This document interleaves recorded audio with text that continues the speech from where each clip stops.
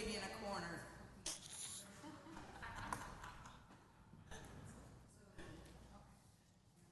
Sorry, Cindy, I don't get mad, you know that. I know.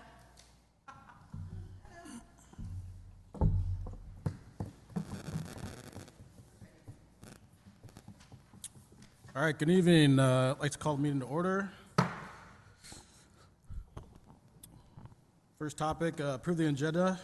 I'll make a motion to approve the agenda. Cindy Monroe. I'll second that. Any further discussion? All those in favor? Aye. Any opposed? Motion carried. Next item is approve the April 18, 2019 Planning Commission minutes.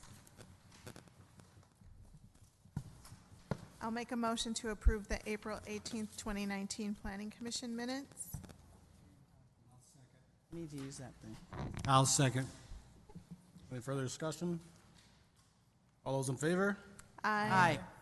Opposed? Motion carried. Next item, visitor presentation.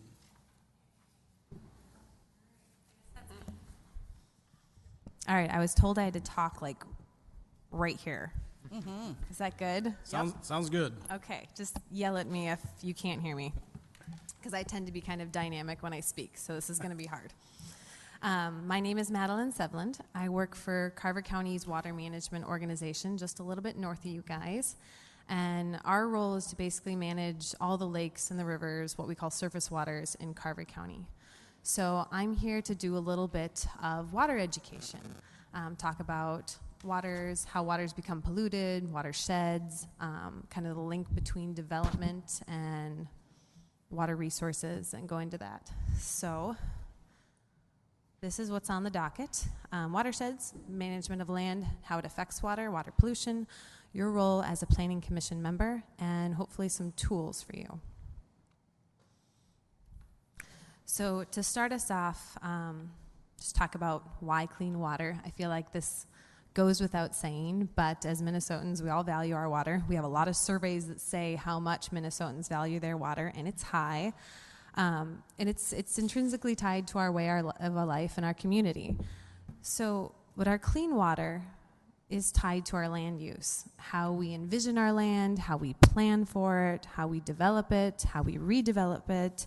All of that impacts how clean our water is. Our land use, in turn, is influenced by local decision makers like yourselves, Parks Board, city councils. So it's all kind of tied together in this nice little web. But I'm going to take us back a little bit. So you might be familiar with the term watershed. If you're not, here's a quick little lesson. A watershed is an area of land that drains to a common body of water. So this includes all the snow, all the rain, any precipitation that we get falling on this land and draining to, in this case, a creek. So these are important to understand because the changes that we make on the land use also affect this water. And I have a nice, fun little graphic. We'll see if this works. Oh, it's kind of slow. It's almost there. There we go. So if we want to look at how land use impacts how a watershed functions, these graphics do a really nice job. What you're looking at is a typical pre-development condition in a watershed or a natural watershed, and has a lot of green space, a lot of vegetation. So if you have a rainstorm that falls on this landscape, when the rain hits the ground, you get about 10% of that rain that's actually going to run off into the stream.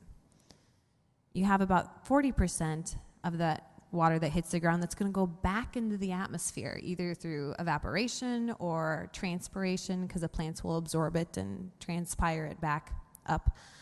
And you have about 50% of the water that goes back into the ground. So as you know, these aren't the watersheds we live in today.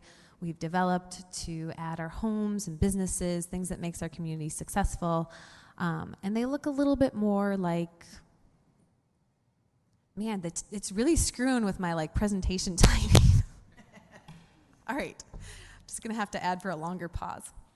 Dramatic. They look more like this. And what you see is a lot more what we call hard surfaces. We have rooftops, we have roads, we have parking lots, transportation, and that changes how, I'm afraid this isn't gonna work. how, come on. I'm just going to tell you. It'll catch up eventually. It changes how water flows on this watershed, basically with the addition of these different surfaces. And so what the computer is not showing you, oh, there it is, look, is you get about 30% going back in the atmosphere. So we've decreased by about 10. The next two are a little bit more dramatic. You used to have 50% of water going back into the ground. You now have only 15. So you've lost a little bit of what we call groundwater recharge, water going back into the ground to recharge our aquifers. Instead, all that water is now rushing off into the nearest water body, a lake, a river, a pond. We call this water stormwater runoff. And so stormwater runoff is basically any water that lands on a hard surface of back, go forward. All right. It's any water that lands on a hard surface, whether it be a rooftop, a driveway, a parking lot, any surface that it can't sink into hits a hard surface, and so it runs off. And stormwater runoff tends to be not just water. It can carry with it whatever it finds on those hard surfaces, and we'll look a little bit more into that later. But because it's not just water, it can pick up different pollutants. It's actually the #1 cause of water quality pollution in the U.S. We've gotten good at tackling what we call point source. So if you have think of just like a straight pipe to a lake or something, we've gotten good at figuring out where those are coming from and doing stuff to stop them. It's a little bit harder when you have pollutants washing off a large area. We call that non-point source pollution. So it's why it's still kind of the #1 water quality problem, is we're still trying to deal with large areas of stormwater runoff. So, is this typical or is this just me? Okay. How we've traditionally dealt with stormwater runoff is we get it off the landscape as quick as possible and we put it somewhere. So we kind of convey it from our gutters, goes down our driveway, into our streets. Our streets are designed to drain into storm drains, and our storm drains take it through an underground system of pipes into the nearest lake, river, pond, wetland, whatever it happens to be. So we're very good at just getting it off the surface and kind of getting it out of our way, which is great for us because it doesn't flood as much. But it tends to be bad for downstream, because then we send our flooding problems and our water pollution problems more downstream.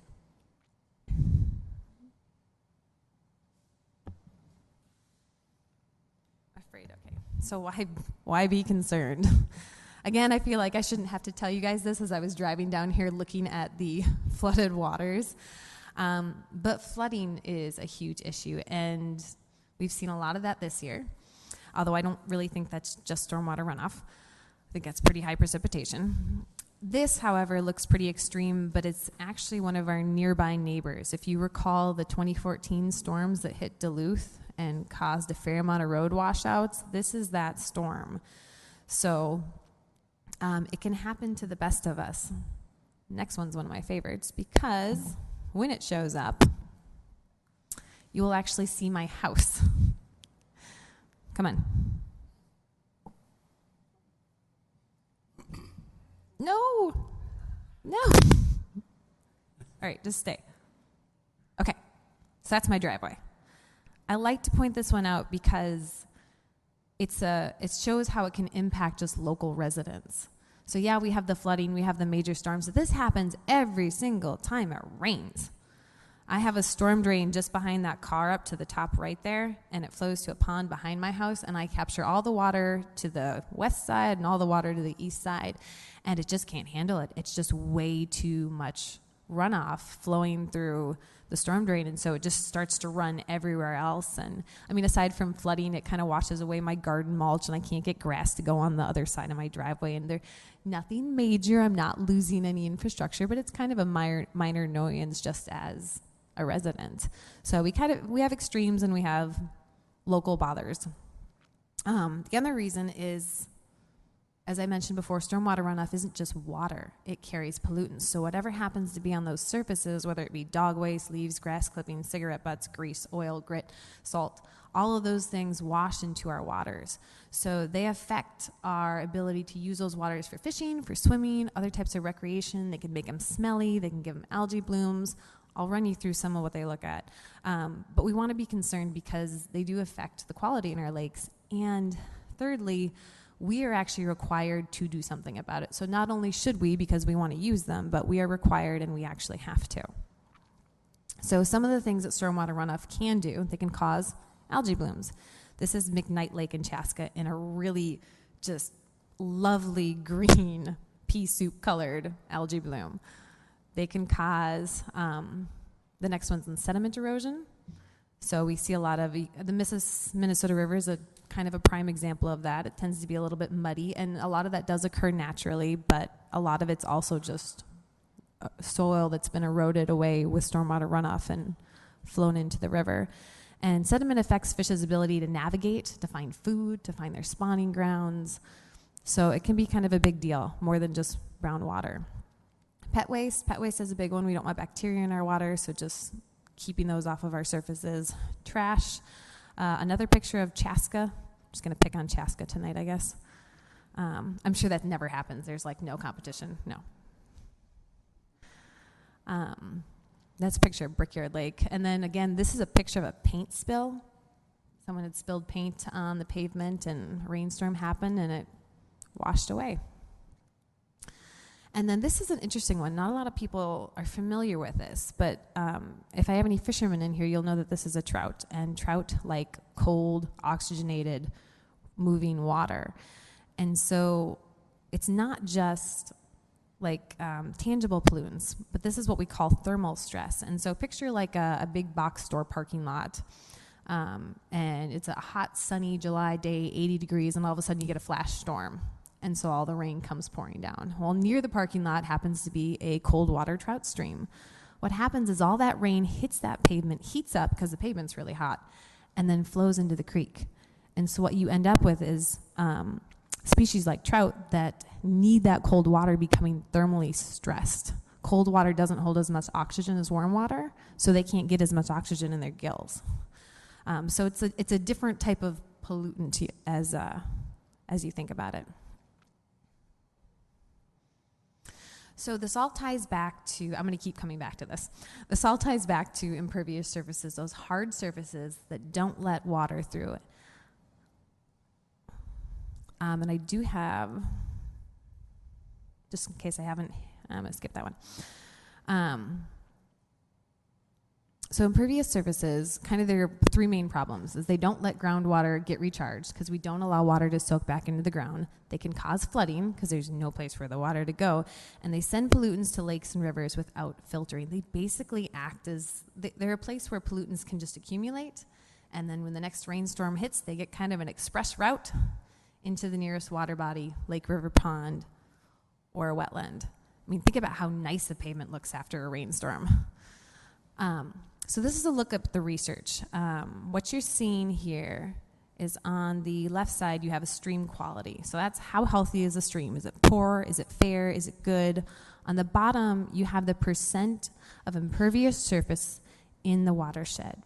So in your little area, your watershed, if your impervious surface is more than 10%, you're already starting to see impacts in that stream. As you cross to 25%, you're now looking at a stream that can no longer support aquatic life.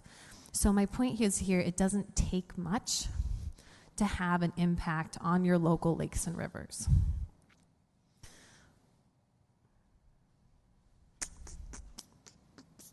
feel like I'm giving you a lot of bad news, but I'm going to follow that up with good news. The good news is we can do something about this. So, and it's a simple concept. It's a little bit harder in practicality, but we need to make those areas that have impervious surfaces function like our natural areas. So we need to look at getting the rain back in the atmosphere. We need to look at getting more of that water into the ground, and we need to look at decreasing the amount of water that's running off those surfaces. So there's sort of three, I guess, ways that cities can do this.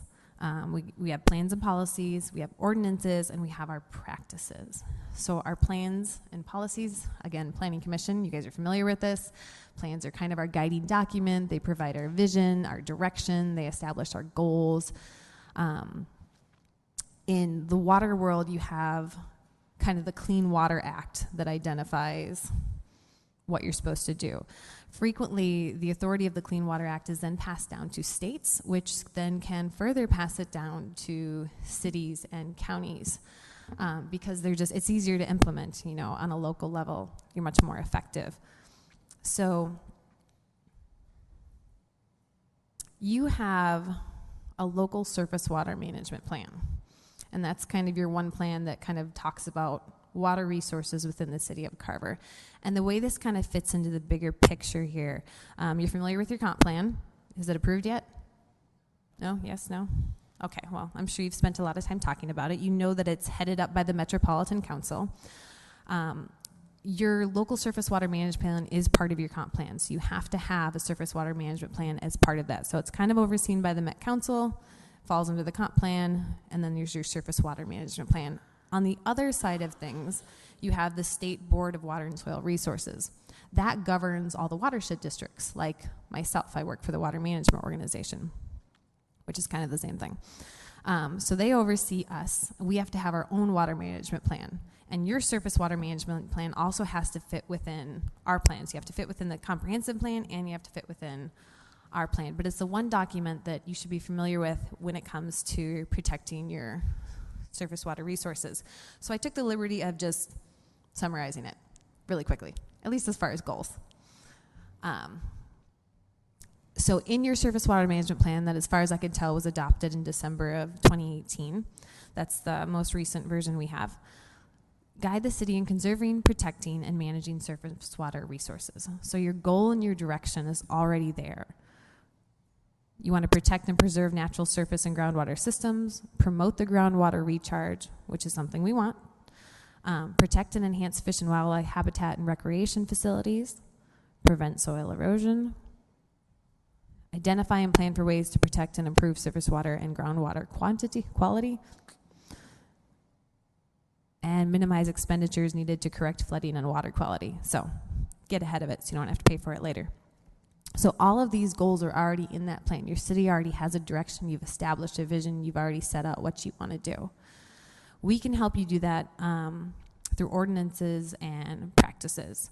So what are ordinances? This is the only area of my presentation that has text, by the way. I don't believe in text, but I can't find a pretty picture of ordinances. Sorry. So ordinances are basically standards that developers follow when they do a development. So they prevent erosion and sedimentation during construction. So this is like while it's happening. That's why we have silt fences and other practices to kind of protect our waters from erosion. The other thing they affect is they reduce and treat the polluted runoff from the newly constructed impervious surface. And this affects both new development and redevelopment.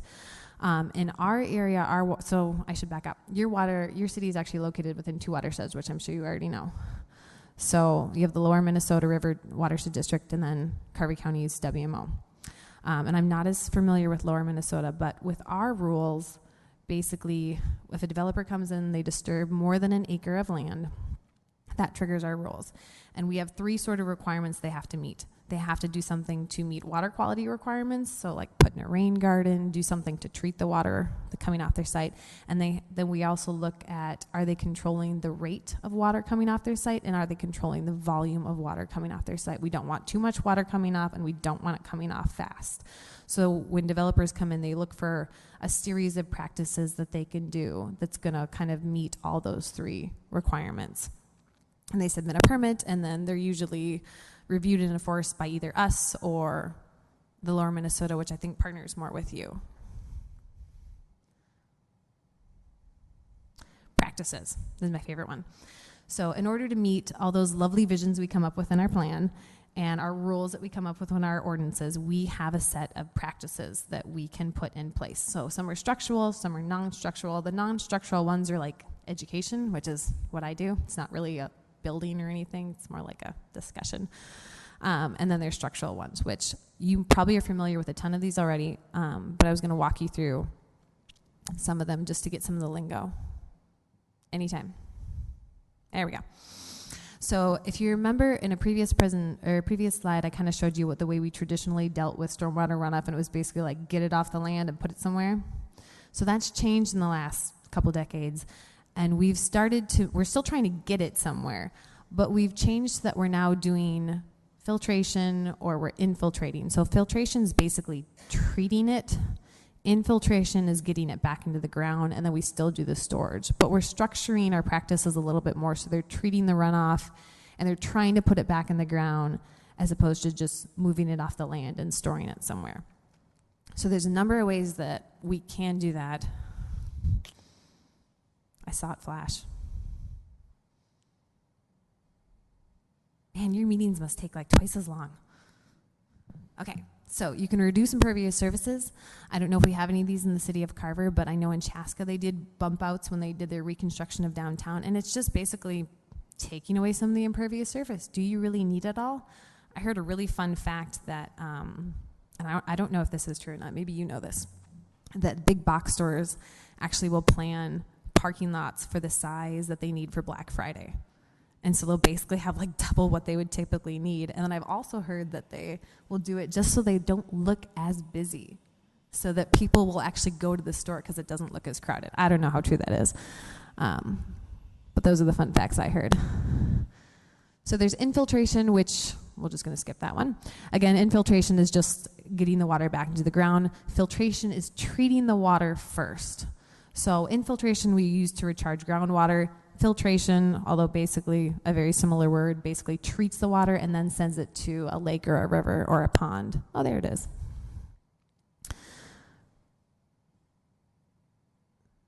Then there's this pond, so this is what we use for storage. Oftentimes they'll have like a shelf attached to them to treat for phosphorus. We have like little banks on the side that we call shells, and we'll put in different practices to kind of reduce sediment and phosphorus before the water actually hits the pond, so the pond stays a little bit nicer. We have rain gardens, which you're probably familiar with. They're small depressions in the landscape. We plant them up with usually pollinator plants or some other more aesthetically pleasing, beautiful plant. They have a function, but they also have sort of a design standard that we like to follow. Make them look pretty.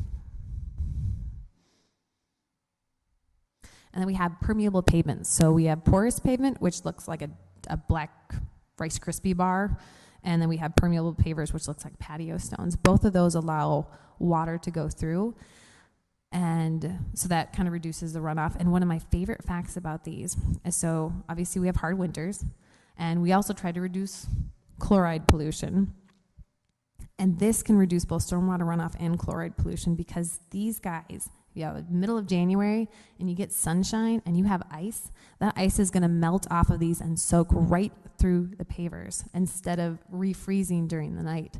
So they've done studies up in Maple Grove where they've replaced intersections with permeable pavers and porous pavement, and they found that they didn't have any ice buildup. They didn't have to treat it at all, simply because the pavement works so well to reduce the ice from being made in the first place.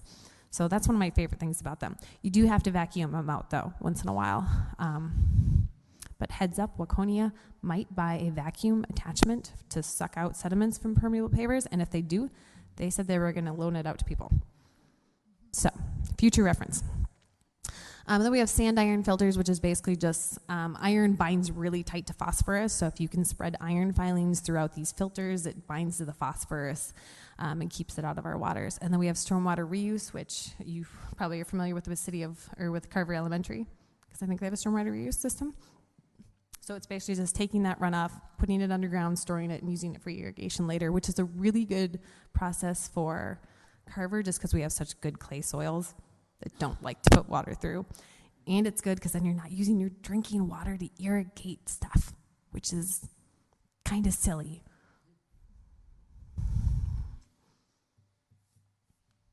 So, I'm going to give you all these practices. You're probably going, oh, that's great. They're pretty. Do they work?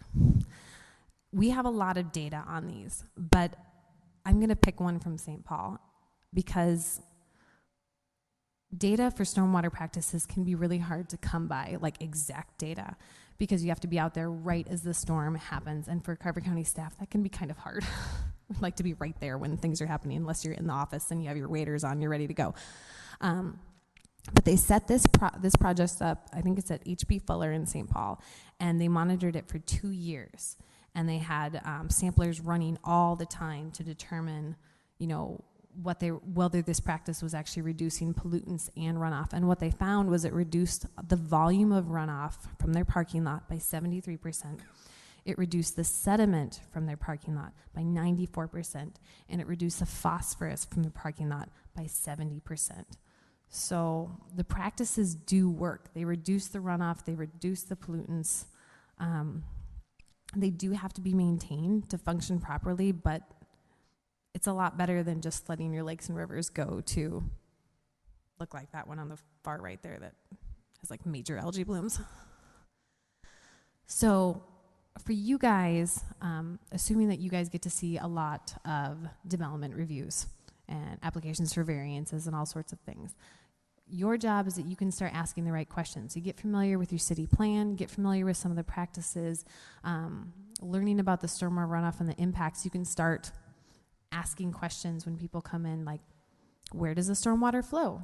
How does it come in? How does it go out? What practices do you have in mind? I'm not going to read them off for you, but that's basically the list that I came up with. I did print you out your own list, so I'll give that to you. But you can pass it out later. But you can just kind of think about it, and when they come in, start asking questions about runoff, and are there other things they could do? Could they reduce the impervious surface? Could they reduce the parking lot? What other creative ways can they meet the standards and reduce runoff? And that's kind of all I have for you. Any questions? Any comments? Thank you. That was enlightening, You're welcome. although I've heard a lot of it before. But I did think of one thing you That's didn't fantastic. mention as a practice that we could do. Yes. I mean, we want to obviously lessen the amount of impervious surfaces. Why don't we just make narrower streets? That's a fantastic idea. Work on it, Glenn. Fire department might have a problem. Not all the streets, but there's no. plenty of streets that don't need to be as wide as they are. My husband's a firefighter. He says they just run over stuff. They don't care. They'll just go. What depends on if it's in the way or Now, not. you said you were responsible then for the lakes, ponds, and rivers? We are responsible for the lakes and the creeks. Ponds, it depends, because if it's a stormwater pond, it can be owned by a townhome association. It can be owned by a city. I don't think we actually own any of them.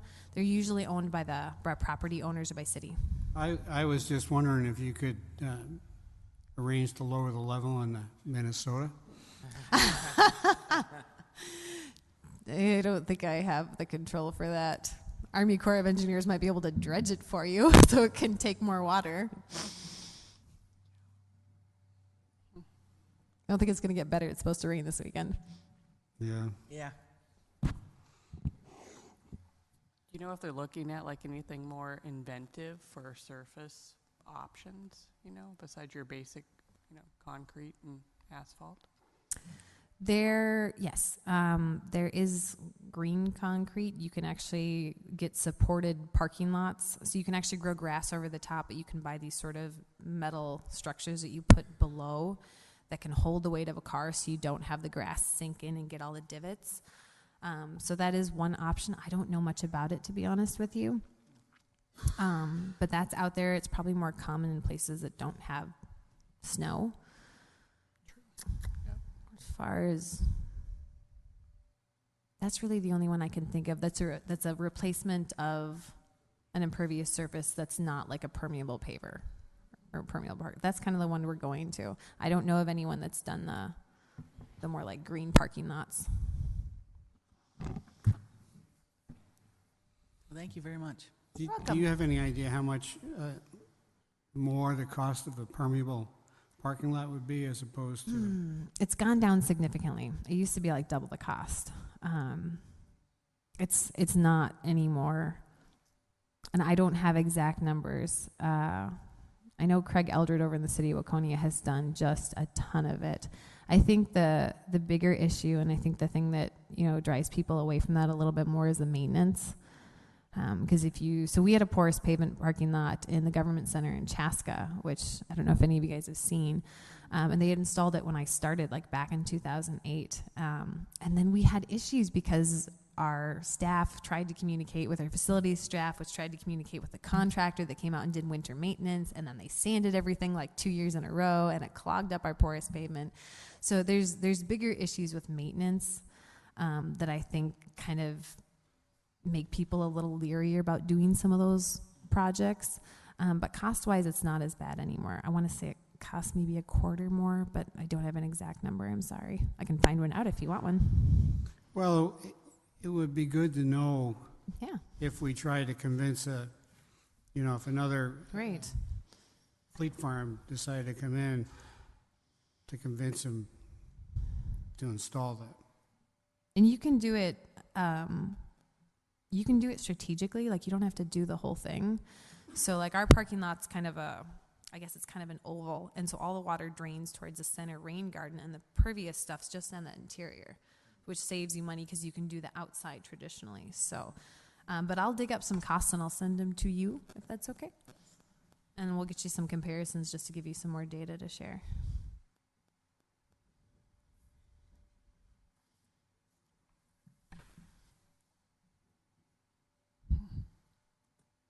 Oh, Anything thanks else? for having me. Yes, thank you. Thank you. I'm going to take off. That's okay? Yes. All right, cool. Have a good rest of your meeting. Thank you. Good to go. It's nice to meet you. All right, next item, discuss United Properties, preliminary and final plat rezoning. City Planner Smith. Give me a couple seconds to swap PowerPoints.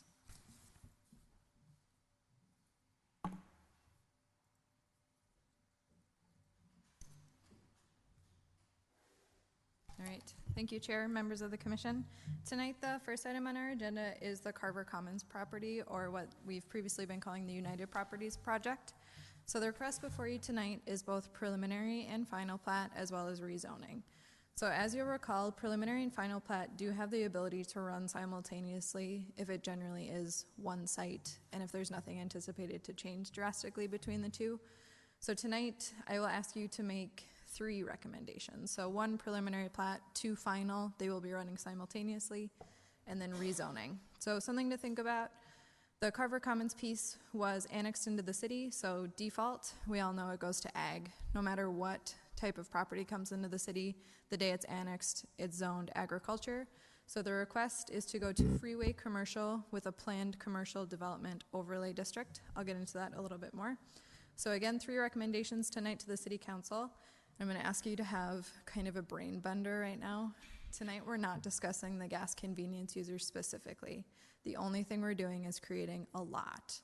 So in the future, the gas convenience user may come forward. They'll go through the typical platting process as well. So we'll see preliminary plat and final plat. Tonight, we are just taking the roughly 30-acre site and breaking off a chunk that's 1.87 acres.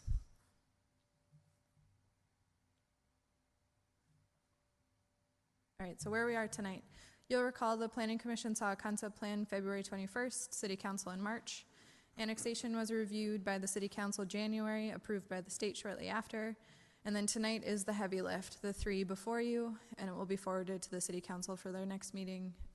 There's a meeting on the 20th, their first June meeting, so June 3rd. And where we're located, so thinking about the Carver Commons piece, directly south of Highway 212, the corner of Jonathan Carver Parkway and Highway 212, directly north of Carver Elementary, next to Meridian Fields, et cetera, et cetera. This is slower than usual. I'll give her that. I thought for a while it was just her slides. And then thinking about how this all plays into the comprehensive plan, so the guiding document that shows the guided land uses. This piece has been guided for commercial development since the 2008 plan, held true for Design Carver, the 2040 update, so no comprehensive plan amendment is required for this project.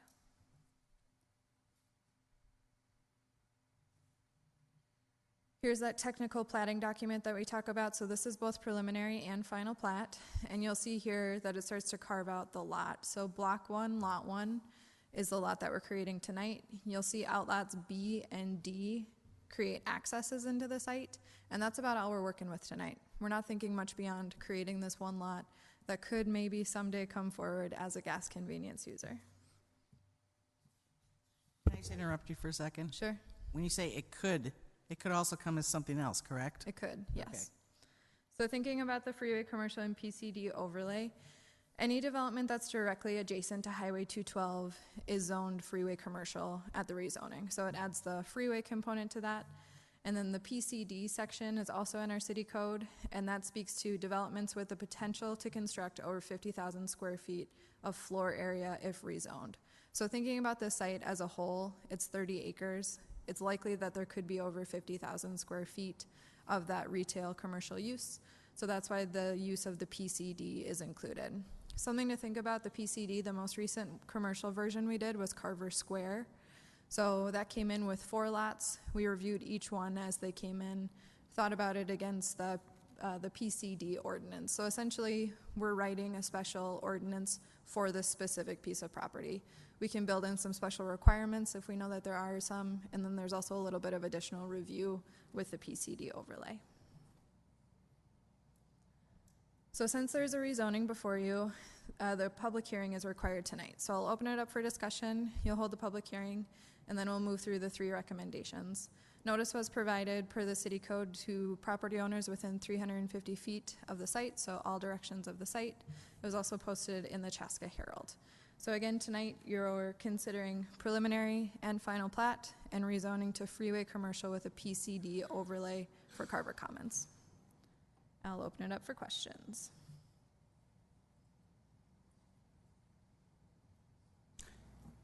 Since all we're doing is discussing a piece of land, Correct. there isn't really a whole lot to discuss, is there, for the... Right, there's not much right now. Okay.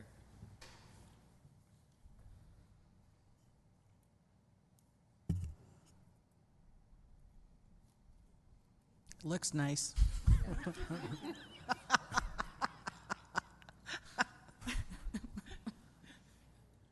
What's that road to the south of it? That's Monroe Drive. Oh, yeah. Okay. I know where it is now. I guess I had a question on the outlots for the road access. Are Sure. are roads typically managed by the city, or is it like more like a private? I guess for a commercial, what's the distinction between the driveway and then the city street into a commercial Sure. area? That's a good question. So throughout this entire property, the streets are going to function under kind of a business HOA. So they'll be privately maintained.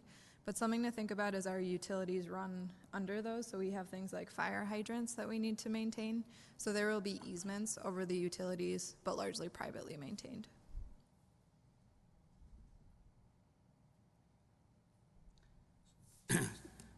So I'm assuming we could require a permeable surface until they build, right?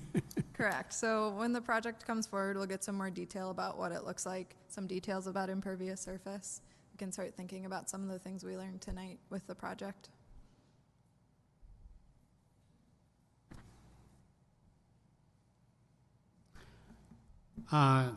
Speaking of that, since they're not building at this point, is there a requirement to have erosion control? Nope, so largely nothing is going to be done on the site right now with this platting process. So this isn't contemplating construction right now. So I'm assuming it's not bare dirt, there's Correct. So vegetation there. if you drive past right now, it's largely grass.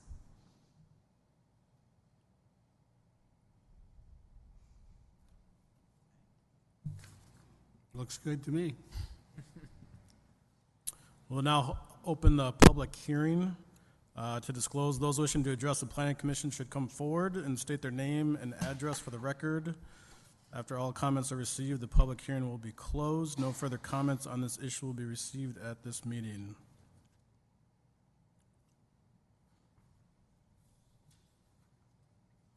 Any comments? I'd like to file a motion to close the public hearing. I'll second that. Any further discussion? All those in favor? Aye. Aye. Any opposed? Motion carried.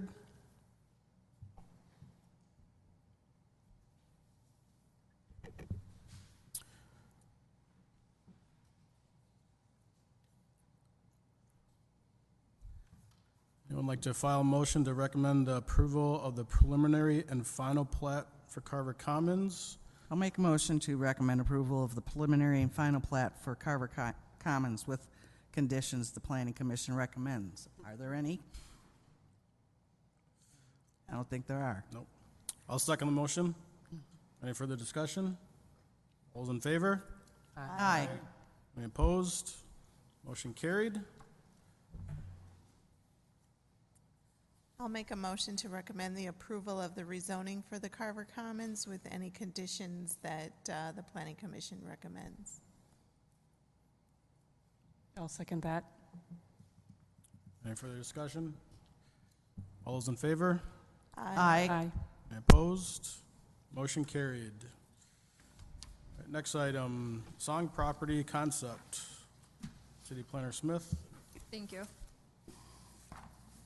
Chair, members of the commission, tonight we're reviewing a concept plan. So a concept plan does not have formal recommendation to the city council. It's just a time for the planning commission to review, give feedback to staff, members of the development team that are in the room, and it's an opportunity for the community to learn a little bit more about the project.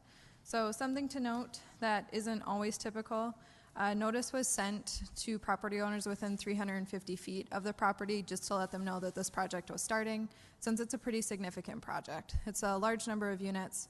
We know that there's an engaged community there, so notice was provided to the typical rezoning group. So as we continue through that process, that group will continue to see some information from us.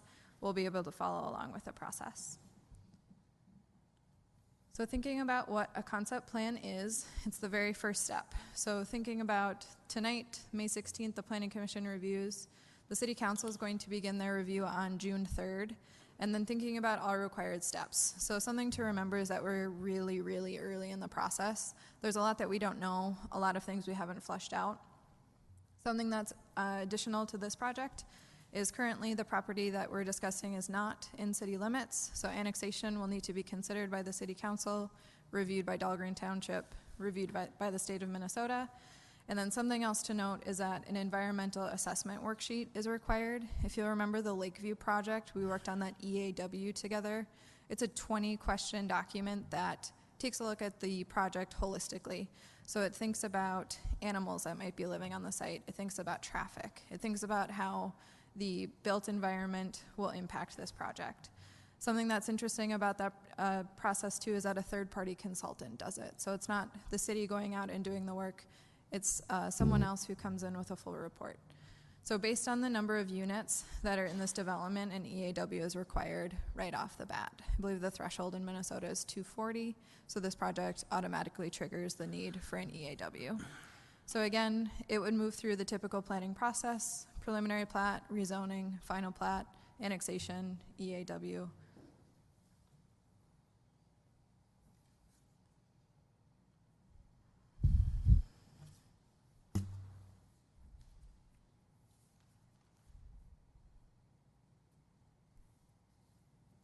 I don't think that was next. And then you'll recall this slide from the Planning Commission 101.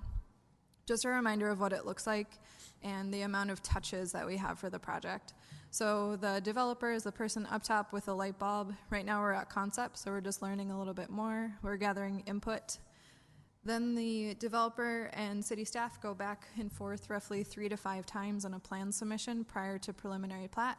So we flush through a lot of the issues that we don't want you to have to think about. So can our stormwater handle the project? Do the streets connect well? We flush through that at a staff level. And then notice is required. So that group that got the mailing for 350 feet around the property gets another one to say, hey, we're meeting again. We're holding a public hearing. If you have questions, comments, let us know. So that happens at the preliminary plat and rezoning stage. So another meeting is held with a formal public hearing. At that point, if favorable, we go back for a final plat. And that's when staff and the development team typically go back and forth 2 to 3 times, making sure everything lines up, making sure the preliminary plat stays stable, nothing major changes.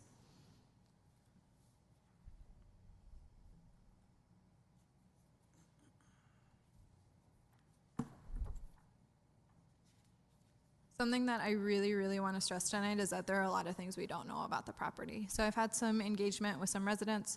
I'll go over some of the feedback that we had, and largely my response to it is, great, thanks for the email. We'll think about that as we continue to move through the process. So things that start to happen as we start to dive into the concept is people start to ask some pretty specific questions like, will there be a sidewalk in front of that house? At this point, we're not sure. It's something we absolutely can talk about at this level, but no formal decisions have been made. We also don't know a ton about the site at this point. At a staff level, we generally know the topography, how water sits on it now, how water drains, but we're not really sure what happens under the surface at this point. So as we start getting into preliminary plat, we start to get more detailed engineering drawings that starts to show us that information.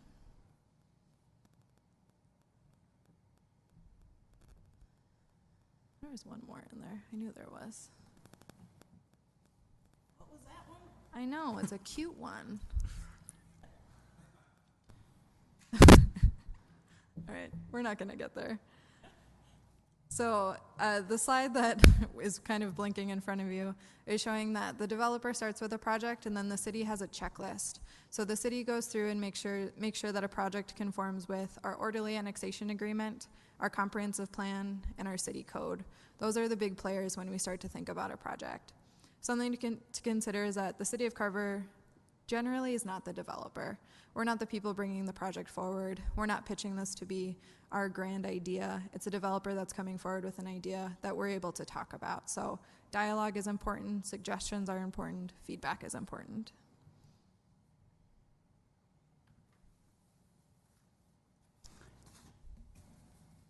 Thinking about the comprehensive plan, so the land use guidance for this project stayed true from the 2008 plan to the update to the 2040 plan. So it's guided as low density residential.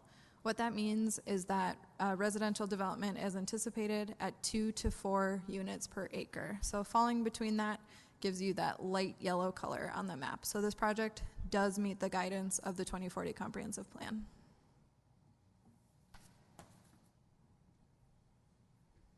Oh my gosh.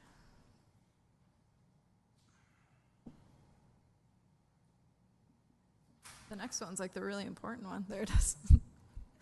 So this is the concept that was submitted by Summergate, who's in the room tonight. Westwood, the project engineer, is also here. This is oriented north-south, so you probably saw it flipped the other way, but this is how we usually get our bearings. I know that's important to you, Cindy. So this project is south of Meridian Field, so the D.R. Horton project we recently worked on together. It's west of Carver Elementary. The streets that largely feed into what we're calling the Song property today is the Copper Hills neighborhood. South is largely Dahlgren Road and the Mueller Gravel Pit. It looks like there's no connection to Dahlgren Road. In the concept, that is true. It's something that we would like to discuss with the developer to see if that's something we can consider. Just knowing the amount of homes might be there. So, surprise, you're going to learn some of our comments through this. And that's one of them. That with the amount of homes, if it's at all possible, we think an extension down to Dahlgren Road would be helpful. Not only for ease of access, but also for the fire department. So looking at the breakdown, I think I incorrectly stated in our staff report it's 306 units. That's true of just the Song property. The Wegner contemplates an additional 14, so it's 320 total. So I'll show you. Townhomes, What's that? including townhomes? Correct. So the Song property is this square one here, and then this long north-south. The Wegner piece is here. So the connection to Dahlgren Road would be made on the Wegner piece as opposed to the Song. So Again, 320 on the song piece. It's a mix of townhomes and single family. The breakdown is 39 townhomes and math for single family. Yeah, 267.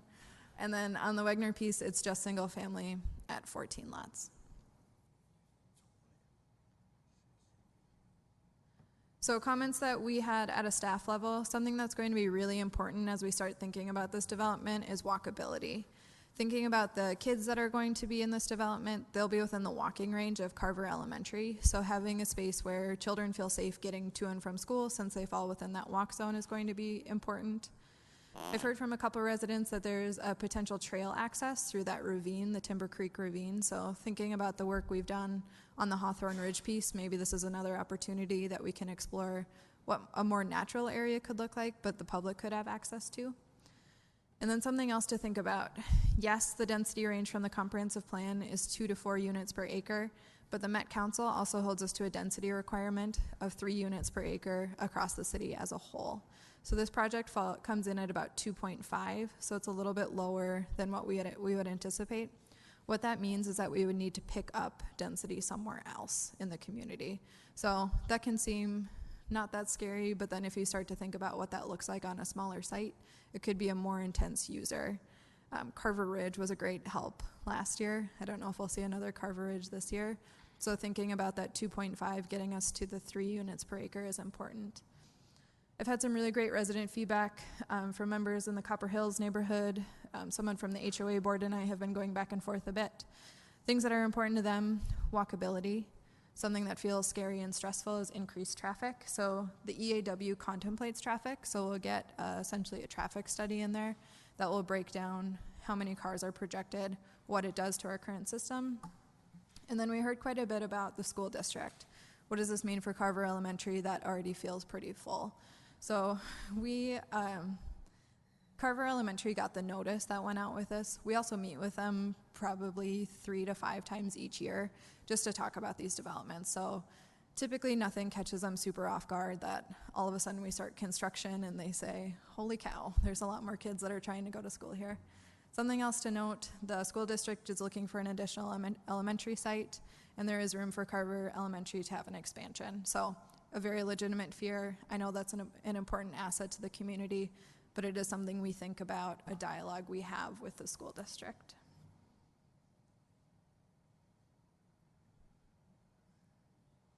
Something to note, and if someone is watching at home and wants to stay engaged with this project, there's a page set up on the city's website. I'll do my best to keep it updated as this project moves through. So it's www.cityofcarver/song/property. So if anyone wants to go check out the concept plan a little bit closer, there's also an EAW fact sheet on there. So if an environmental assessment worksheet is something you haven't heard about, there's a pretty good breakdown of what that looks like. Again, check back to this often. I'll do my best to keep it updated. So tonight, again, is just discussion. Members of the development team are here to take your comments, think through some things. There's no public hearing required at this step, but if members of the public are here and would like to speak, and if the chair is comfortable, that is something we can do as well.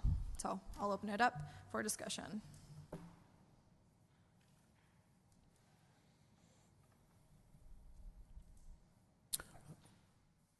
Should the developers come up? They may if they would like. That'd be nice. Maybe tell us a little bit about yourselves and. My name's Casey Walshliger. Do you mind? Talking Yeah. to Mike. You can sit if you Yeah, have a seat. Get comfortable. Get comfortable. Trying to get my steps in here. My name is Casey Walshliger. I work with Summergate Development. We're a Lakeville-based land development company, and primarily we just develop land. We're not home builders, so we're not looking to a certain product type for ourselves to use on the site. We're going to work with local, maybe national, whoever, as far as the builder groups go to actually build the homes. We've been working with the Song family on you know, kind of developing a plan for the site. We've consulted with Erin, the planner, to kind of get an idea of what the city was looking for, and she gave us some feedback. This is, I think, already version 3 or 4 before we got to even this part. So we're definitely interested in hearing the community feedback on different things that the city's looking for before we go spend even more money to come up with something that you don't want. So we appreciate the feedback and are kind of open just hearing, different things that maybe that just come to your mind, right away. Something that comes to my mind is across Jonathan Carver Parkway, we had townhomes there, and we did some redevelopment of where some of those townhomes were supposed to be because they weren't selling as fast over there. Now, markets have obviously changed over the years, and they ended up putting single-family homes in a spot where there was supposed to be townhomes. Yeah, for the Centex project back in the day? Yeah. Speak into microphones, please. So, there's the townhomes slated here, and so if are you thinking it's going to be like the traditional product sort of across the street? Because it seems like the villa product is what's hot right now. Yeah, these townhomes, actually the project has a mix of different kind of like unit types. The townhome product is row homes, meaning, front load, 4 to 6 unit buildings, kind of similar to what Centex did across the street back in the day. But, there's only like 39 units in here. Yeah, I saw it was pretty small. So. Yeah, I mean, we were kind of looking at, when we looked at the adding of the extra ball field and kind of the remnant of what was left there, it would have been kind of difficult to make a traditional little piece of neighborhood make sense right there because it would have had lots of different roads converging around it. And you would have ended up having somebody with kind of roads on front, back, and everywhere. And the benefit when you do the townhome section is generally the roads inside the townhome section are all private roads. So you can have, whoever's suggestion it was to have smaller roads, Yeah. you can have smaller roads and more open space to kind of lay out the townhomes themselves.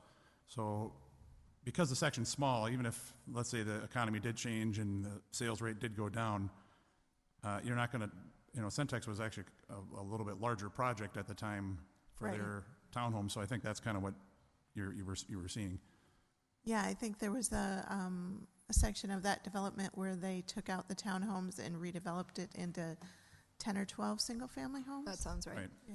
And if this whole section, let's say it never got built on at all, would probably only be 8 or 10 townhomes, 8 or 10 single-family lots altogether, even for the whole thing, let alone whatever would be left kind of thing. And I know we're just in the concept, but No, that no, was I just something that just But- I thought of. Yeah, I mean, if you look at the different, it's hard to tell from this little concept if it's small on your screen, but the different colors kind of depict the idea of different product types. Just north of the townhome section is kind of a deeper yellow or gold color, and the idea behind that is villa lots. So you have some specifically villa lots, and even in the other yellow that's kind of in the middle, that might end up being a villa home product too. The lot sizes are conducive for what villa products go for, anywhere from 50 feet wide to 65 feet wide. Any one of those could be a villa product. So this project doesn't have a lot bigger than 65 feet, so really any lot could end up that way, but more than likely the 65-foot wide lots are almost the new standard city lot, where it used to be 75 or 80, 65 is the new number. With the 7.5 and 7.5 side setbacks, it gives you a 50-foot wide building pad, and that's really what builders are looking for a standard, home site. So really the 60s and the 55s generally depict some type of smaller house product, whether it's a 2-car garage type thing, which is kind of like a villa idea. Whether or not they're on slabs yet, because we are kind of early in the process, we don't know if they're going to be slabs or if they're going to be, split entries or something, but that'll kind of get figured as we go. I just have a question. I'm wondering, you said you're the land developer, and then you're going to work with an actual residential developer. Is it going to be one developer doing the whole property, or are you going to have a bunch of different? We're early to be able to tell you exactly which home builder that would be. I mean, it might be one home builder, or it might be 12 home builders. Yeah, I was just curious. Yeah, we don't know yet, to be Okay. honest. We're talking to a number of builders, and really at this point, because we're in the concept stage, the idea is to kind of get an idea of, hey, are we putting enough Well, density? I would just like to say this then. Just remember, variety is the spice of life. I get your feedback. I get it. So, and my only other comment, or not only, I'll probably think of something else. But right now I'm thinking about us when we're talking about density and how we're going to not quite be meeting the density we need to for the Met Council. Is there anything we can do to adjust this and maybe build some much smaller homes? Because this is a PRD. We could, much smaller, less expensive homes for less, for people who of less means. Well, I can tell you the word affordability when it comes to home sites, you couldn't say a happier word for a land developer to hear. We would do everything we can to make as many affordable sites as possible. If we can, as I talk to more builders, if there's an interest level, hey, we need to go a little smaller yet to get the price down, that's our goal. Well, and variety is nice, yeah, we wouldn't want a whole development of tiny little homes, but we're starting to price ourselves, or prices here have gotten to a point where young people cannot afford them. And I think we need to do something.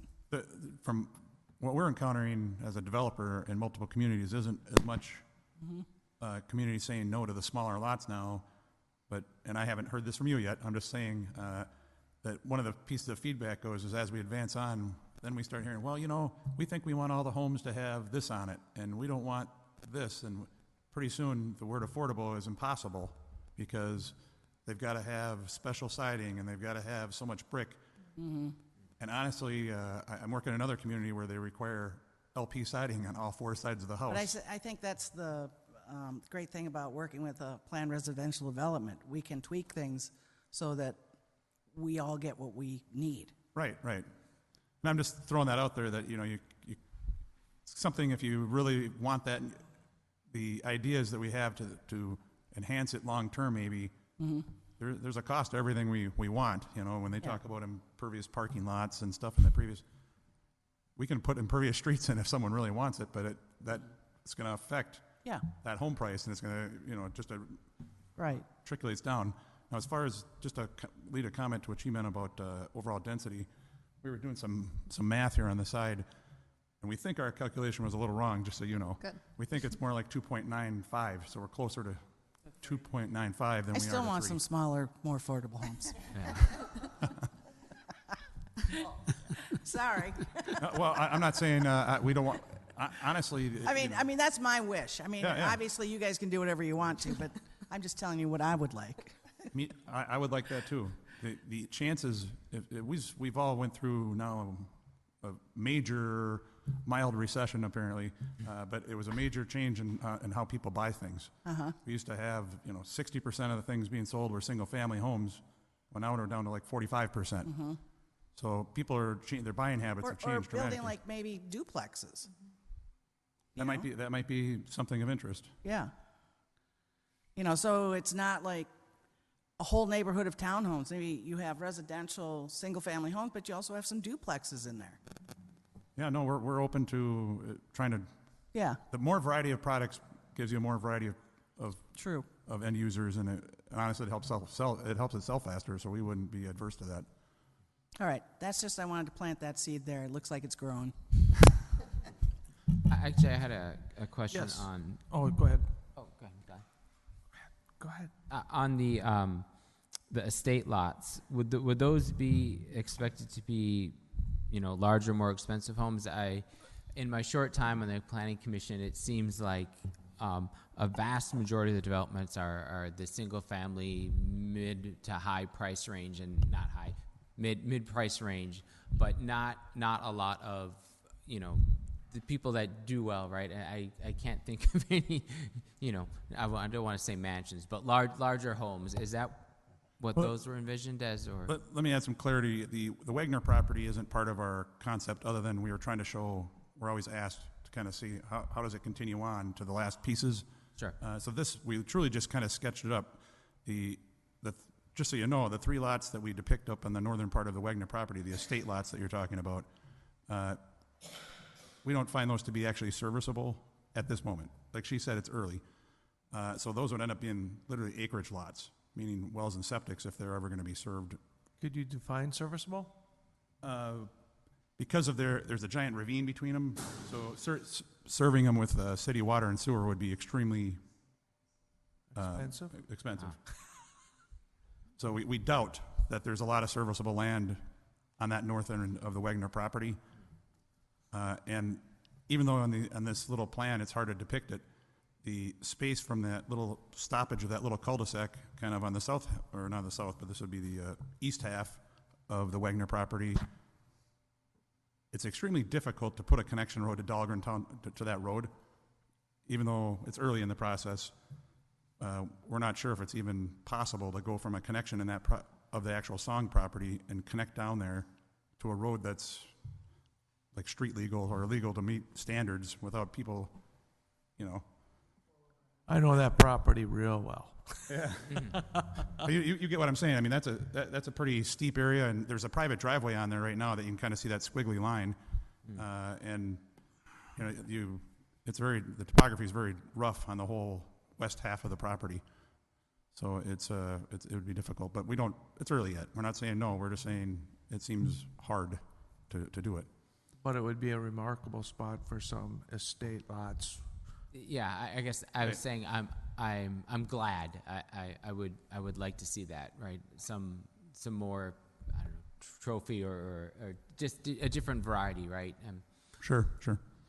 And then I guess I also like to, you know, it does seem like there is a road access issue, and maybe you're constrained in that you don't have access to the farther west properties to get an outlet there. And so when we're doing planning, how optimistic can we be in terms of treating each development separately, but then, you know, I'm sure as soon as this one's sold in a year or two, if the market keeps, there'll be a new developer with another project moving on farther west, right? I mean, if you again look at where we are, we're kind of filled out this corner between 212 and Jonathan Carver, and the only place to go is further west. So I don't know, Aaron or south, sure. So we contemplate the areas that are in our orderly annexation agreement. Okay. So that includes the area kind of surrounding it. We typically don't like to ghost plat or Sure. show what a development could look like unless the property owner is interested, just because it could be taken really poorly. So typically what we like to do with the stubs is we like to make sure that a fire truck could turn around on them long term if they do need to stay there.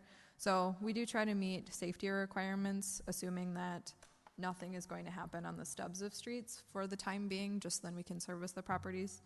But it is a little bit helpful when we do anticipate that a project could come forward to have some of those stubs in. So it gives people who are buying property the idea that, oh, the city has some more room. The city's planning to develop. So the areas that there are stubs, we make sure that they're safe, but then they also leave a little bit of an idea of something else is coming, just so then people don't buy their lot and then they're taken completely aback that, oh, there's property west of me that's also going to develop. So we typically just like to stay with a property we're considering for annexation, but we do make sure that roads get stubbed, utilities get stubbed, should a property owner want to annex into the city. Along that line, what is our strategy for going from Jonathan Carver Parkway to 43? So directly, go ahead. Well, as kind of a main route for traffic. Is it going to be Dahlgren Road or is it going to be Monroe Drive? So Monroe is constructed as a collector, so that will be our largest traffic carrier just south of 212. So if you'll notice, there are no driveways on Monroe, so we try to limit the amount of in and out that happens. Ironwood, additionally, is a collector or minor collector, so that is just south of the school. That one additionally will also carry more additional traffic than the typical residential street. So it's Monroe and Ironwood that we're anticipating right now. Dahlgren, I think someday could in the future, but knowing the improvements that it is right now, it's not in great shape for a ton of traffic. Pretty tough road. It is, yes. Well, one comment I was going to make too on, especially with Ironwood Drive, with the entrance to the school. My backyard is right on Ironwood Drive, so I can see all the traffic, especially in the morning when school starts, afternoon when school ends. I guess the concern there obviously was met with some other residents and whatnot about the traffic, intersections being blocked. Obviously, looks like a short term as well as a long term with Jonathan Carver Parkway. With the additional added units and whatnot, what the long term, do we know with the county, with Jonathan Carver Parkway, has this kind of been put into plan with the long term of the additional space that's needed with Jonathan Carver Parkway and so forth with Yes. the growth? So this growth area is anticipated with the Jonathan Carver Parkway study. That is a good point. Something else to think about, going back an agenda item, the Carver Commons piece. There was a traffic study that was completed when we started contemplating that piece. And a stoplight is going to be required at Monroe and Jonathan Carver Parkway when that gas convenience user comes in.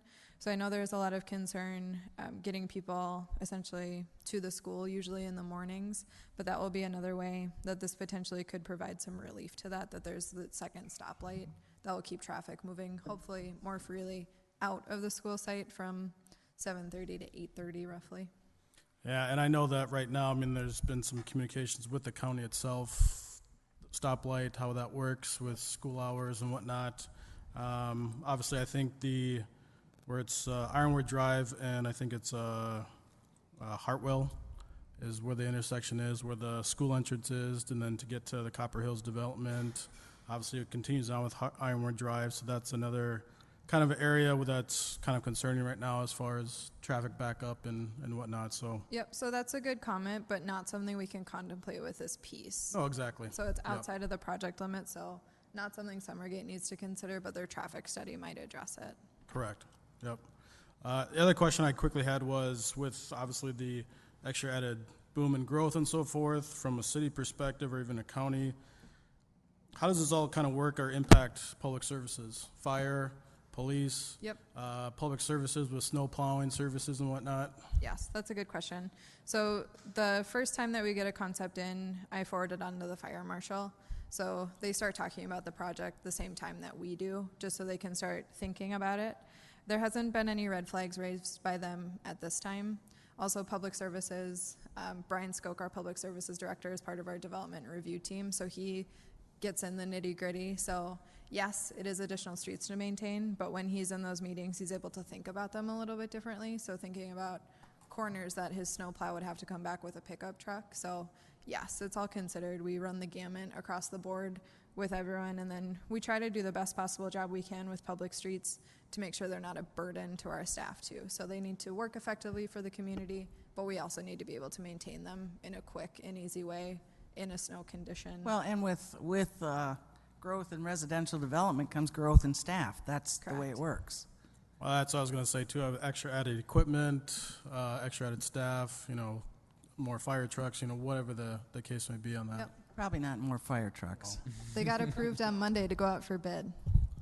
What? The fire department did get approved last Monday to start working on a new truck. So a new fire truck could To be replace a truck or a brand new one? replacement. Yes, replacement, yes. So a good question. We do look at it pretty holistically though, at concept phase even, just to see if there's any major red flags. I guess to follow up, would a traffic study be required for a developer typically? Or I guess, again, my concern is it's a lot of houses and I'm very happy to have them, but they're kind of stuck at the moment because they're the current farthest out west and like I said, don't have a good flow through to other connecting roadways. So Sure. A short term and then again maybe a long term would at least alleviate a lot of my concerns, and I'm sure a lot of the other commission members of. Well, they'll have two collectors going into and being able to exit from their development. Yep. And something else to think about kind of stepping away from this process is the transportation plan and the comp plan. So that's where we start to think about where the collector streets are going to be. So we've known for a long time that Monroe is going to be our collector. Here it's coming to fruition. We've known that Ironwood is going to be the collector. It starts at a higher level, and then once we drill into these projects a little bit more, we communicate that directly to the developer to say, Monroe needs to be able to handle X amount of cars. It's going to be a 3-lane road as opposed to a residential street. So this is all important feedback, but then tying Sure. back to the comp plan, that's Okay. where some of like the nitty-gritty transportation work is done. But as part of the EAW, there is a traffic component, so this development will have that traffic Good. information. I think just to follow up on what Cindy was talking about, when you're looking at 300-plus units, right, Yes. which I think is awesome, and just variety, exactly, and different price points of ideas. And I don't know what our average price point is right now, but I think that would be something good much. to know. When we, None of us honestly, can you know, afford it. just in the discussion. So that's really all I have to say. Thank I'm you. excited for it. I Yeah. think it looks like it's going to Yeah, be it's good. great development. Thank you. It's pretty over there. Oh, that's great. Thank you. I'll, Pretty over there. so I also noticed that we were planning for a park. Is that the Parks Commission, or do we get to have some fun in planning a park on the planning side? So as part of development of Ironwood Park, which is the park directly next to the school, we've contemplated an expansion on that park for a while.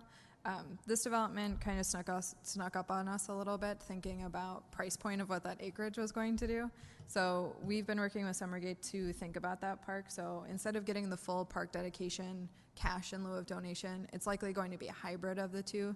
So adding additional park space for Ironwood Park. With Monroe Drive coming in, that changed the park layout a little bit, so we reconfigured a field.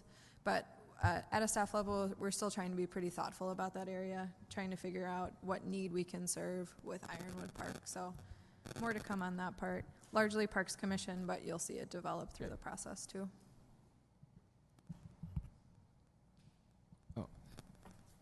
And then just obviously with our water presentation, when the developer in general, do they have a I guess formula on how many collector ponds relative to houses and permeable surfaces and whatnot? I assume they're okay. Sure.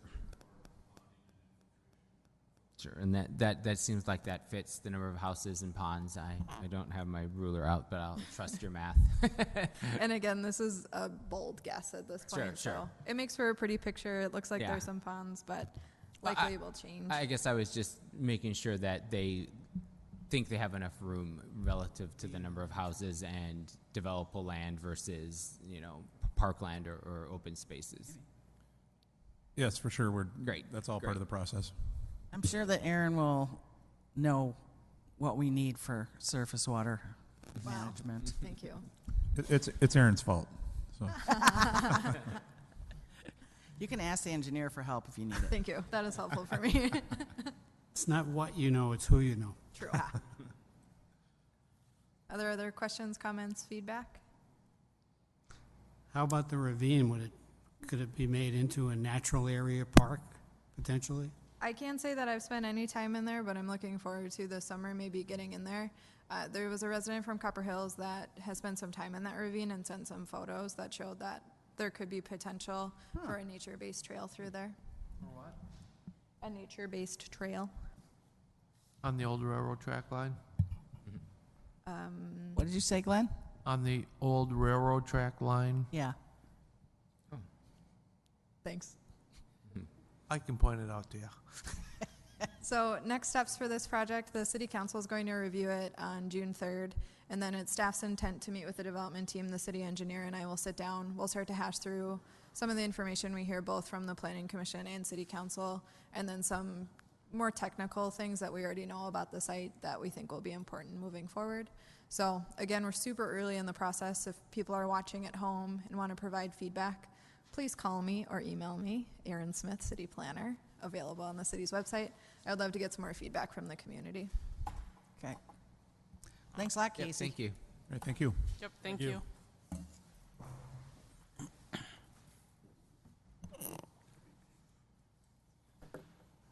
Next item is the Hawthorne Ridge final plat. Ms. Smith?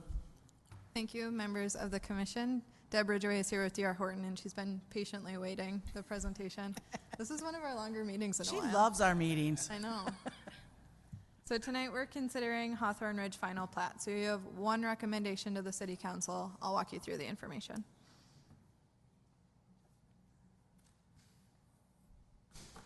where we're at in the process, this one started about a year ago. So June 2018, we saw the concept plan. City Council saw it in July. Preliminary plat and rezoning was seen in November. City Council December. And again, here we are tonight, May 16th. The City Council is anticipated to see this project on June 3rd. Something else to note, this project did require a comprehensive plan amendment. The 2008 plan, this property was guided as a mix of medium density and low density. Knowing a little bit more about the site, the topography, mature trees, it became kind of impossible to think about medium density on that site, so it was re-guided fully to low density.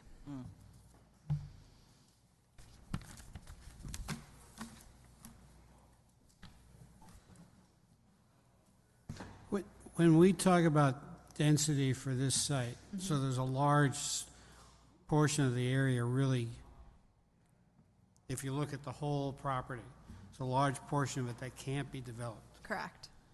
Does that get taken out of the density? I don't Yeah, remember. you're talking about net acreage, right? Correct, yes. Okay. So some information about where we're located. So on the screen, you'll see the red circle is around the property. It's large. So it's north of downtown. It's directly east of the, what is that neighborhood called? Glen at Spring Creek, I Sunnyside? think is the Yeah, flat. still Spring Creek, I think. And then kind of north of the Carver Ridge project, so north of 6th Street. Again, largely wooded, a lot of topography, a really interesting site. Oh, and it's east of Sunny Ridge. East of Sunny Ridge, correct. So the overall site layout, this is from the preliminary plat document. It shows that there's 60 lots in kind of what we're calling the northern portion and 21 lots in the southern portion. We are reviewing both sections tonight. So projects that we've seen typically at final plat, they've been phasing. So they'll do usually half the lots in one phase, the second half a little bit later. This project is coming in for all the lots at one time. Since the site, a lot of the grading work will be completed around the same time just because it's a little different compared to the farm fields that we're used to on the other side of Jonathan Carver Parkway. This project is unique from previous development that we've done that it hit the R2 zoning district without a PRD. So this project was already rezoned to R2 straight from the city code, which means minimum lot area 7,000 square feet, lot width 60, front yard setback is 25, rear is 20, and then the side yards are 7.5. So fits in the city code, which hasn't been super typical, but I will say D.R. Horton has done it 2 out of 2 times now that they've developed in Carver. I think one of my favorite parts about learning about this project has been spending some time on the property, getting to know it, getting to know some of the history from several of the community members. So something that's been really important that we've thought about is trail access throughout the site. The city is likely going to assume responsibility for a majority of the site. What can we do with it? How can it be public good? So the yellow line shows the proposed trail that we worked on collectively as a group. The developer has been really open to some of our crazy ideas after spending a lot of time on the site. So you'll see that the yellow line now connects both the north and the south portion of the development. That was not contemplated in preliminary plat. It's a roundabout way. It's beautiful. Yeah.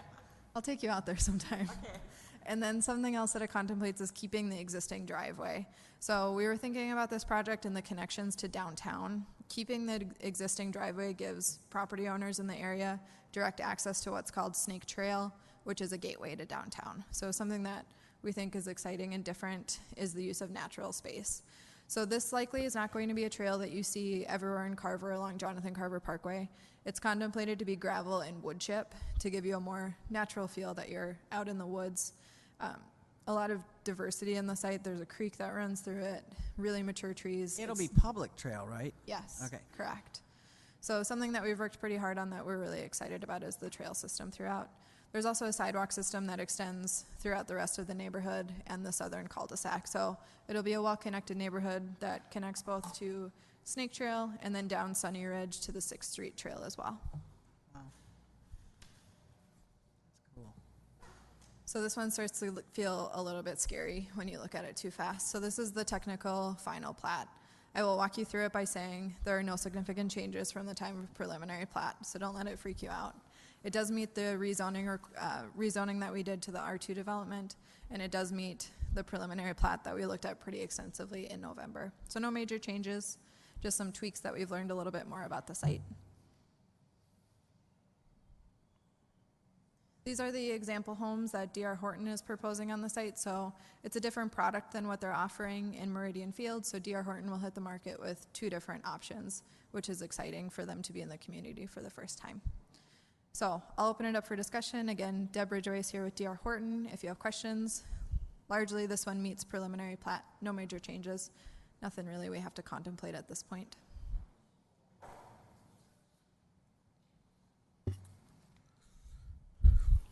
I had a question right away. I think in the notes there it mentioned there's going to be, I guess, a dedicated private park maintained by a homeowner association.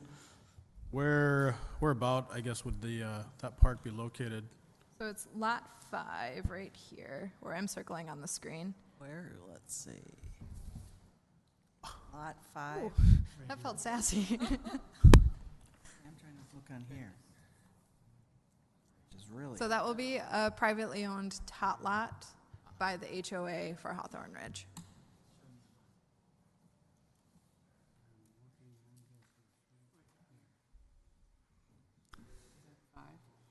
So that park is like a tot lot, or? Yes. Similar to the one up in Carver Bluffs, right? Yes. Okay. Shouldn't there be kind of a path other than the 4 or 5 mile trail around? There is. So through the development, there's the backyard trail that runs here, and then there's sidewalk to get to it. So it's absolutely connected through the development via sidewalk. What about the lower section? So they They could can either hike up there. Yeah, there's not great connection like direct from north to south, but the topography would be a mess if you tried to bring a child along that too. They're not going to go to that private park. They're going to go over to Community Park. It's much closer. Yeah. So there'll be a tot lot, but it really won't be applicable to the, Non-tot? To bigger people? It's okay. no, I mean, it won't be accessible by the second section, that lower portion. So something to note is that the city does not have a park programmed in this area. So through the Parks Master Plan, we identify areas that we anticipate parks, we see a need for a park. So at this point, it was fully developer driven. That's why it's private. So it's not something that the city advocated for. You are correct that the southern portion does not have great access to it, but really close to Community Park. 2/3 of the people in this development will be living in the northern portion. So is it the most ideal for this project? Maybe not, but is a great asset. I think I would so. only have a problem with it if it was a public park. Oh. It's not. It's a private park. Correct. It will promote physical activity. I had a question on the sidewalk connection with the existing development. There, as I recall, there's a trail from the Spring Creek, and then I assume those sidewalks are measuring up there. I can't quite see, and then that would allow you basically walk along a sidewalk to the trail through the backyard there between, I guess, blocks 5 and 6. Is that what that outlot B? It is, Okay. yes. And then, does the city have any concerns on maintenance with the gravel and wood chip trail and the on the ravine part going down to the other trail versus a paved? Yeah, that's a good surface? question. So something that we contemplated a lot with this site is what does it look like? Something that we don't have in Carver right now are some of those more nature-based areas where you kind of feel like you're out in the middle of the woods. Knowing the site and what it could do, we thought that gravel and wood chip was a better way to go, just so it's not anticipated that Public Services is going to maintain it full-time, just because of the site. It's going to be a little bit It's going to be a rustic. minimum maintenance trail. Yeah. No, yes, sure. And we're going to have some signage throughout the site that essentially says, use at your own risk. Sorry if it's not in great shape. We're doing the best we can. I don't know if it'll say all Don't of recommend that. don't recommend rollerblading on. No, yeah. Right, so We're hoping to create something that we don't see in the community right now, which is that middle of the woods feeling in Carver. That's kind I of would- exciting. I would almost like arboretum, like some of the trails they have where they're wood chipped or travel path along by, I don't know if it's by the bog or up and through the woods, and more Yep. less paved trail for biking and roller. Okay, no, that's great.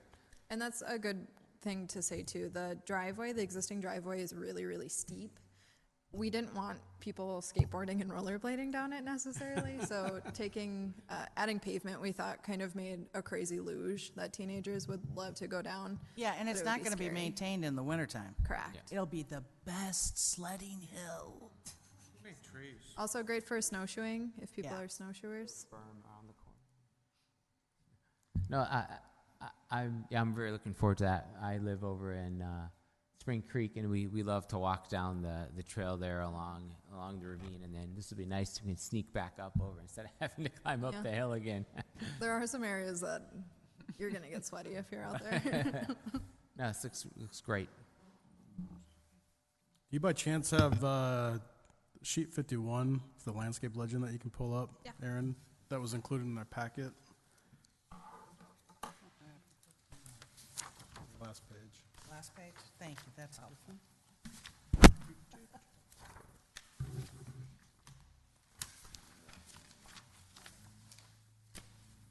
Oh, okay.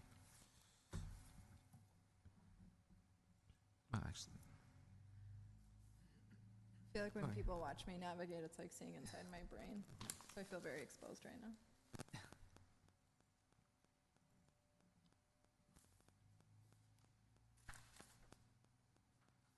oh yeah, that actually answered my other question about the sidewalk. I can see that very clearly now on that blown up picture.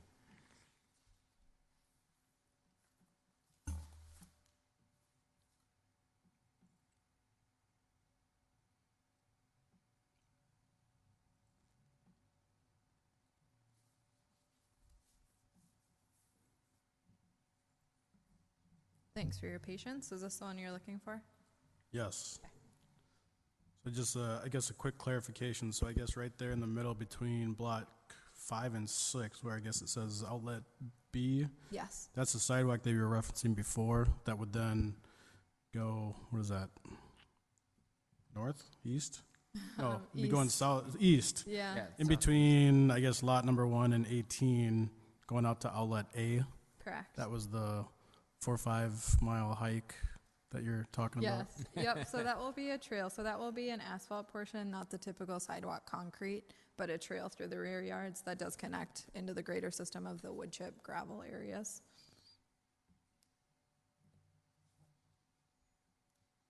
Public trail. Correct.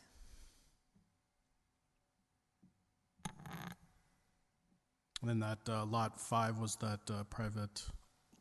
Yep, this is a really Park good view there, of it, yep. the tot lot here.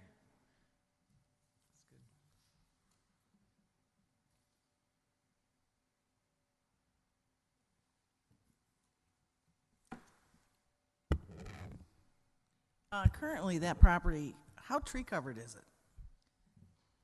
There was, No, currently, before building, pre-built, how tree covered is it?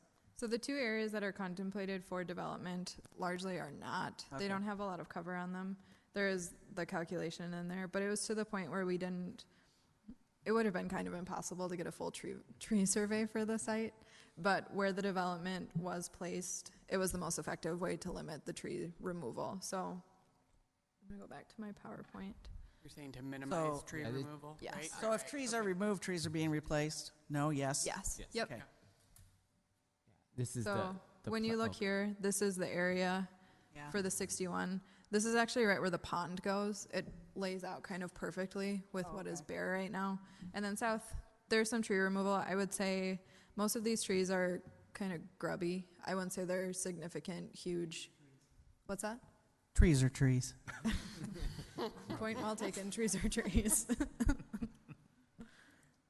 But for development of the site, we do think it's best case scenario based Okay. on the mature trees and topography.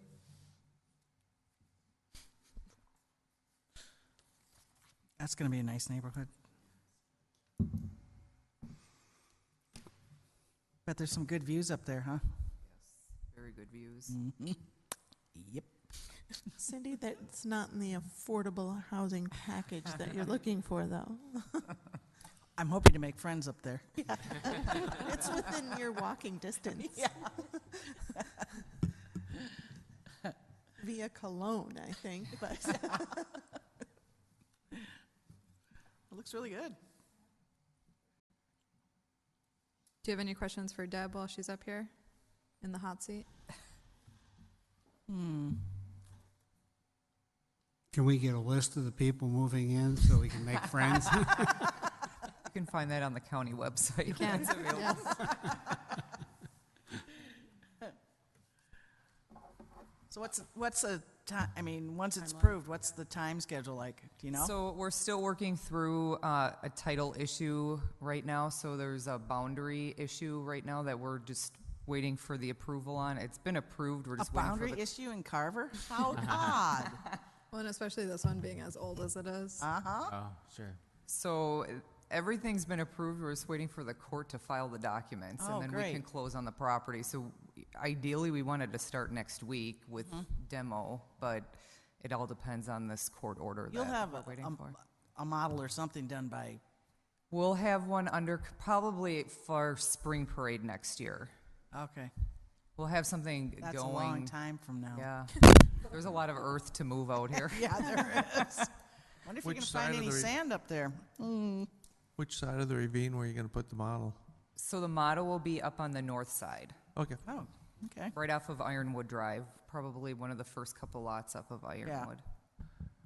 Love to be your realtors walking the customers over to the other site. Yeah, we'll cut through the woods. Right. No, we're really excited about this project. Good. It's going to be gorgeous, and I think we've come a long way, especially with the outlot and the planning of the trails and all Yeah. that. It's going to be really nice. Lots look really big. Yeah. It's nice. I don't have any more questions. Actually, I just thought, so I only say because our yard abuts up against, it's got the signs, the city, would that be planned again for the border around the houses with the wilderness, no building behind this Yes. big post? So one of the very first comments we talked about with this project is the fact that a lot of the properties are close to that, the toe of the bluff. And as some of you will recall, that was kind of painful in the bluffs when people found out that they couldn't have decks when they moved into this great house, and it wasn't possible for the bluff. So something that's important with this one is that there's going to be signage at every lot corner that shows where the bluff is. And then we've also been really thoughtful with DR and the project engineer to try to look at the lots to think, could something fit back here? It might not be the biggest deck in the history of the world, but at least there's going to be an option on the lots. Yeah, I think it's really, really important that buyers know where they can't build past. We actually provide a very detailed disclosure statement when selling these homes, just about the different nuances of our different communities, and that definitely would be.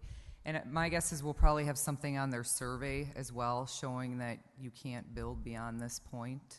Right, good. and we don't I have mean, a it's for city, everybody's safety, so. Right.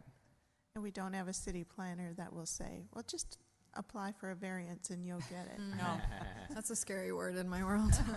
That's what happened we to don't me do 20 we years don't do ago. bluff variances in Carver. We've never had a problem with bus, have we? Yeah, right. So again, we're tracking for this project to go before City Council on June 3rd for a final plat. Can I make a motion? Does anybody else want to talk about anything? No? I can? Thank you. Go for it. I'll make a motion to recommend approval of the final plat for Hawthorne Ridge. We didn't have any conditions at this meeting. We had other conditions. I'll That's my- second the motion. Any further discussion? All those in favor? Aye. Any opposed? Motion carried. Thank Thanks you. so much. Thank you. Thank you. Last item, any communications from anyone? Aaron? I'm very impressed with this meeting. You guys did a really nice job navigating 3 really different projects. So going from commercial to a concept plan that was pretty big to this project, well done. Madeline was also super great. I would like to thank her for coming, spending Oh, some yeah, time definitely. here. Thinking about upcoming meetings, I'm going to knock on wood, but I'm going to say one of the summer meetings might be canceled at this point unless something crazy happens. So I think song is going to be our next big tackle, but where we're at in the process right now, we're not ready to bring anything through. So I'll keep you posted. I don't see a ton of stuff on the horizon at this very moment, but that means tomorrow I'll get 6 emails with different requests. But Right. thank you for your work. I know last summer I had you here a lot. I'm going to try to avoid that this year. Very good. Well, I have a motion to adjourn then. I'll second that. All those in favor? Hi. Aye. Motion carried.